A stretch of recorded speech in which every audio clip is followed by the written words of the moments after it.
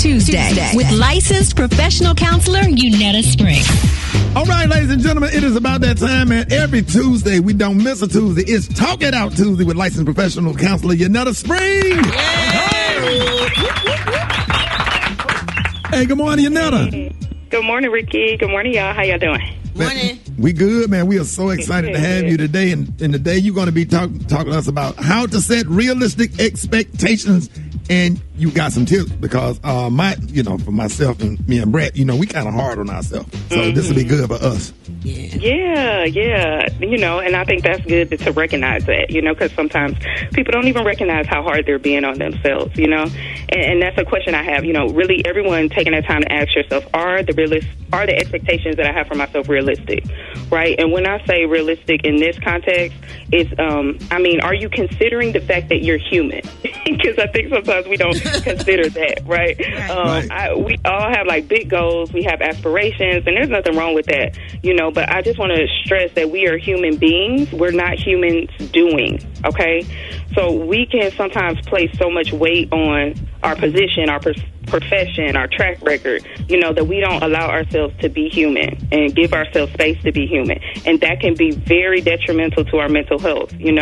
Stress, anxiety, depression, all of that can be linked to our unmet and unrealistic expectations. And when you really think about it, the reality is, like, some of the things that we've dealt with and overcome in our life, it's unbelievable. A lot of us do not look like what we've been through, and if we really took a moment to sit down and, like, really write down some of the things we've experienced, it would shock us, And I think that's why therapy is so important. Because we can become accustomed to doing and going through the motions and operating on autopilot. And therapy can really just give us a space to get somewhere and sit down and slow down and process and be human, So I want to stress that, people who are high functioning may not feel like they need therapy, but therapy is not a last resort. You don't have to be facing a life crisis to go to therapy. Right. And therapy isn't like an attempt to weaken you or disable you. It actually can help enable you and identify your blind spots and recognize your resilience and strength. So I just want to kind of put that out there before I get into the tips. But the three ways that I, want to share to keep your expectations realistic is to first recognize that you're exceptional, but know that you're not an exception.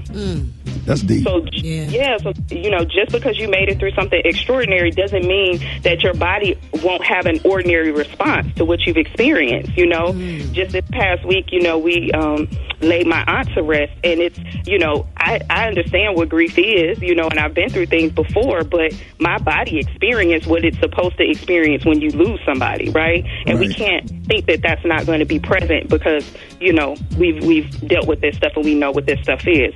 The number two is to remember, realize that seeking help is not a sign of weakness, right? We need each other. A surgeon can have all of the skills in the world, but they can't operate on themselves. Right. So we need a team. We need support. We need a support system. If we don't have that, we have to be intentional about creating that for ourselves.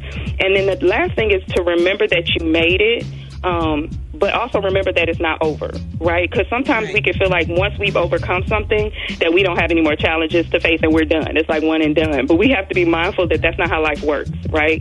So we really have to be able to focus on our process and know that, we will have new challenges, but we have to learn from the past ones and know that we can continue to overcome, but it's not a one and done situation, right?